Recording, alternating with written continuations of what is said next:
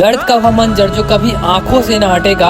आपको बता दें, दरभंगा जिला के जोगियारा और गर्री रेलखंड पे एक महिला की लाश मिली है। जी हाँ, आपको बता दें, ट्रेन के कटने से एक महिला की मौत हो गई है, जिससे कि अफरा तफरी पूरे गांव में मच गया है। और आप देख रहे हैं जैसे कि तस्वीर नीचे महिला की पीला साड़ी में वो ट्रेन के पटरी पे पाई गई है, जो कि ट्रेन से कट गई है, जिसका कि अभी पहचान नहीं हुआ है।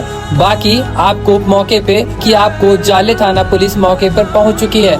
यह एक बहुत दर्दनाक हादसा था जो कि जोगियारा गर्री रेलवे खंड पे हुआ था।